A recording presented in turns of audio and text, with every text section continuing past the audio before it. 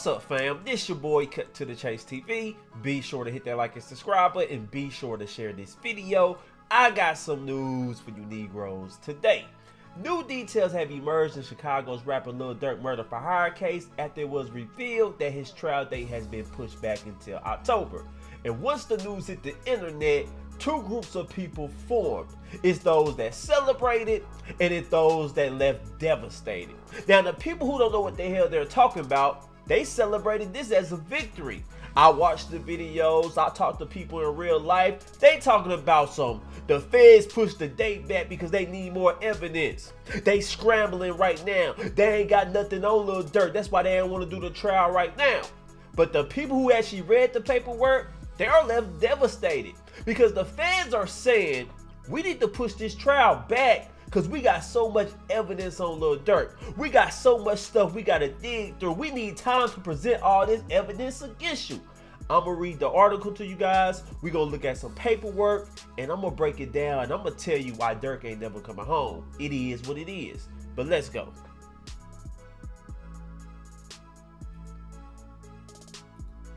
Boom. Here's the Lil Durk article. It says Lil Durk trial date pushed back as at least one co-defendant explores plea agreement. Let's read it. Lil Durk is now scheduled for a new trial date of October 14, 2025 in his murder for hire case in Los Angeles, pushed back from the original trial date of January 7, 2025. According to court reporter Megan Cuniff, the discovery process is extensive, with the prosecution revealing approximately 230 gigabytes of digital evidence. This includes a mix of audio and video recordings, as well as surveillance footage that could play a critical role in the trial. Additionally, there are roughly 20,000 pages of reports in detailing violent acts, witness statements, medical records, and photographs that are expected to shape the case. That is bad news. Do you see how much evidence they allegedly have against Lil Durk? 230 gigabytes of audio and video evidence. We heard about the wiretaps. We heard that somebody been a rat in OTF. It's full of informants. They set Lil Durk up. And this just proves the case. See, everybody was poo-pooing the feds. Everybody was saying, Young Thug beat the case. Lil Durk got a chance to beat his case. Young Thug was on trial in Fulton County, State, Rico. They was unprepared. They had Fonnie Willis. Didn't know what the hell she was doing. Young Thug attorney ran circles around him. Lil Durk ain't gonna do that with the feds. When the feds come to get you, they already got their case built. They already got enough evidence against you. So they finna throw the book at you. So that's what I'm saying. I'm saying it don't look good for Lil Durk. He gonna have to sit in jail for a little while longer. The state is building their case and they might even throw more charges at him. That's what it seemed like. Cause we've been hearing about the Stephon Mack murder. They've been saying Lil Durk been putting bounties on everybody he has a problem with. So I'm pretty sure it's going to be another superseding indictment revealing more bodies on Lil Durk. But let's continue reading.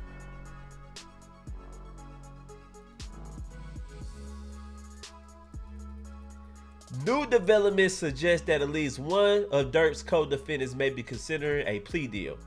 DeAndre Dontrell Wilson lawyer recently requested a pre-plea sentence report to determine Wilson's criminal history category under U.S. sentencing guidelines. Now that is big. That is OTF exploring a plea deal. Basically, his lawyer is requested, I want to know what type of sentence my client can get if he agrees to a plea deal based on his prior criminal history. What would that plea deal look like? And to me, that just signals that OTF is either snitching or his ass is about to snitch. So you gotta think about it. The state ain't gonna just give you a plea deal because you want a plea deal. They ain't gonna just give you a lighter sentence because you requested a lighter sentence. What you gonna do for them? What you willing to plead to?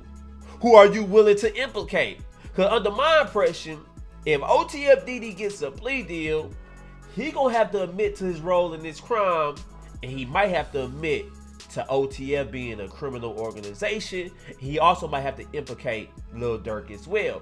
That's how he gonna get that plea deal. And a lot of people saying I don't see OTF DD taking a plea deal. OTF DD is too solid. He a real dude. He really from the streets. He from the trenches. A lot of niggas from the trenches tell. You ain't seen the first 48?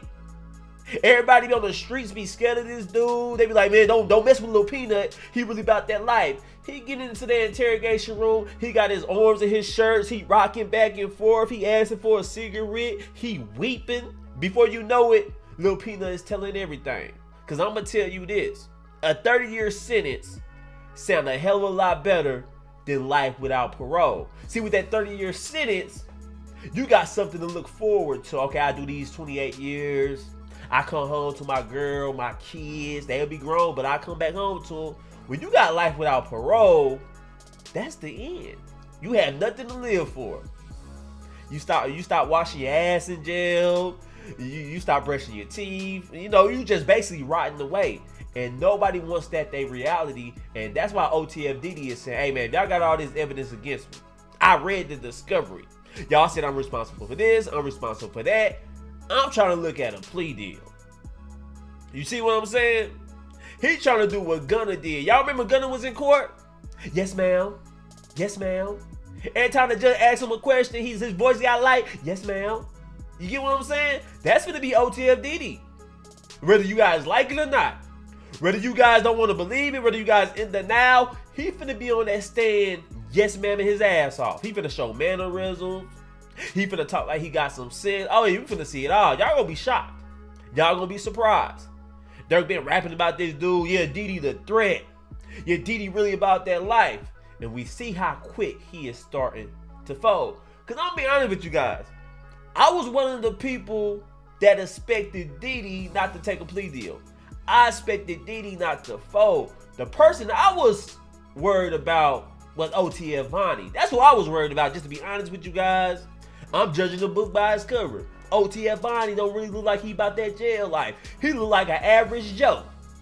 Just being real with you. He look like an accountant. He look like somebody that, you know, got family that loves him, that he got a little common sense. I don't really see OTF Vonnie taking this to trial. I think OTF Vonnie gonna take a plea deal as well. Ain't no way in hell you gonna convince me that OTF Vonnie really about that life. That he willing to be locked up for life without parole.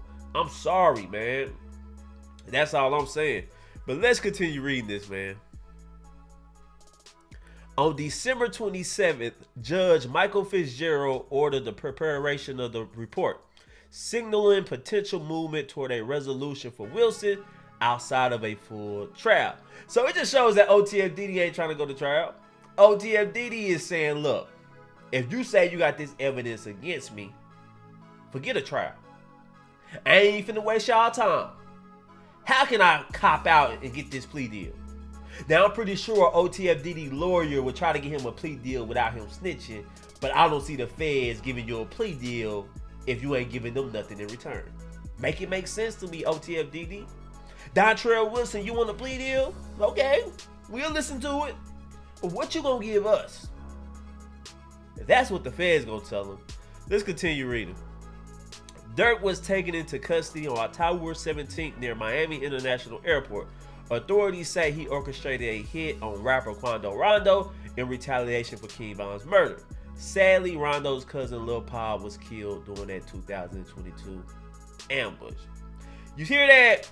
That's why Durk can't get a bail. They say Durk was taken into custody on October 17th near Miami International Airport. Now I see a lot of people trying to take cover for Durk. Oh, he was just trying to check if he had warrants. He had connected flight. The feds like, hell no, we ain't buying that.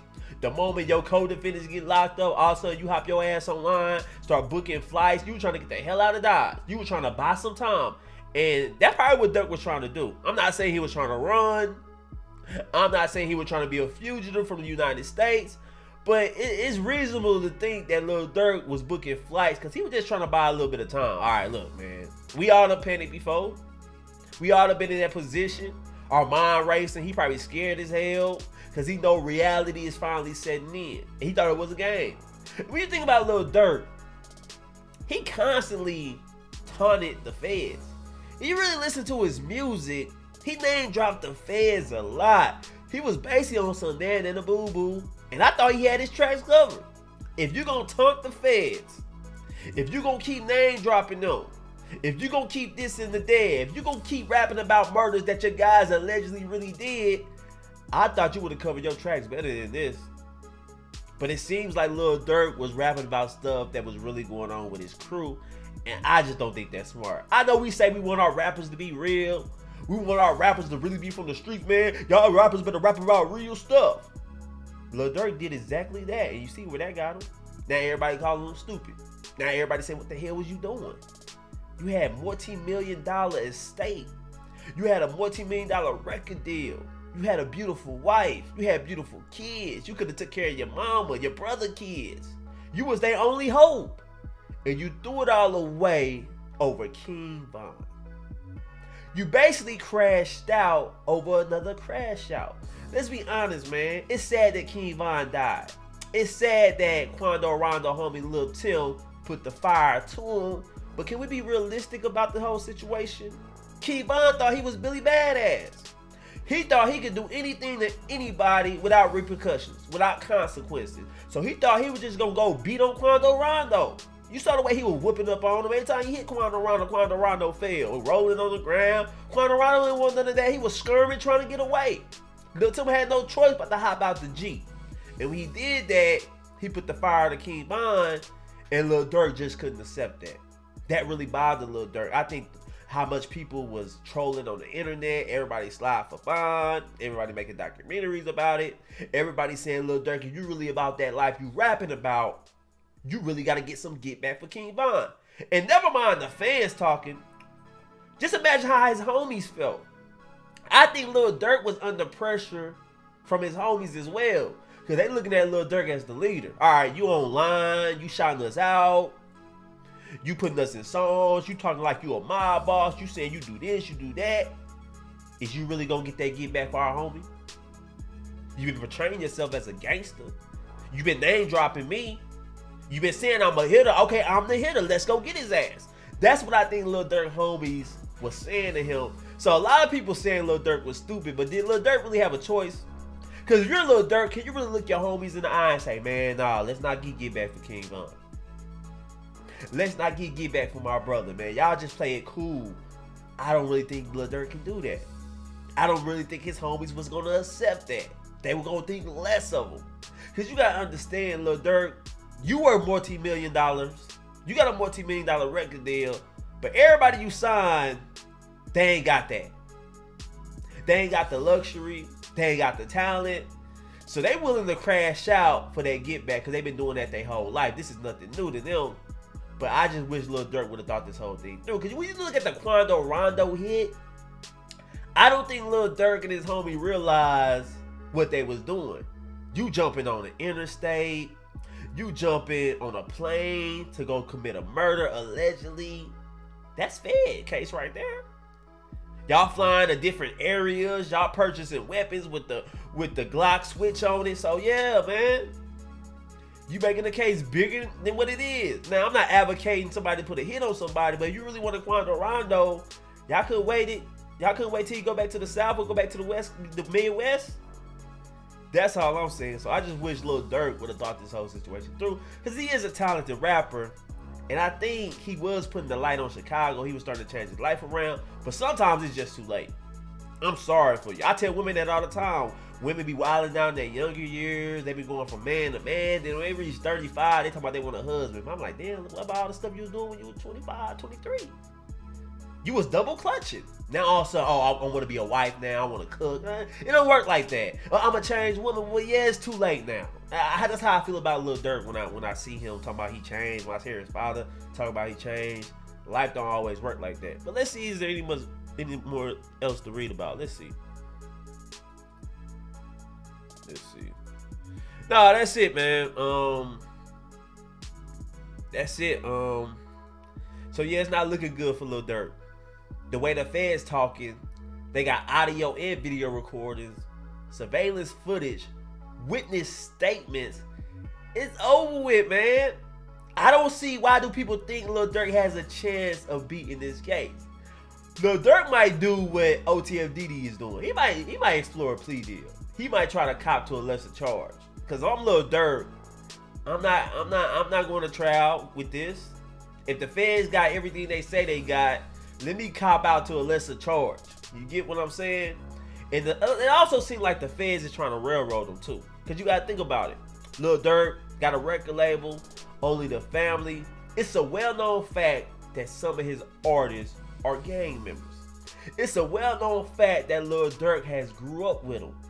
So Lil Durk can look at it like this. Yes, I got a record label. Yes, some of my artists is gang members. Yes, I grew up with them. If I got a problem with somebody, chances are they got a problem with them as well. So they act out and do something. That don't necessarily mean I'm the cause of it.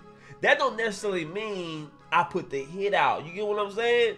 Because I love King Von, but I got people in my camp that love King Von as well. I can't have eyes everywhere.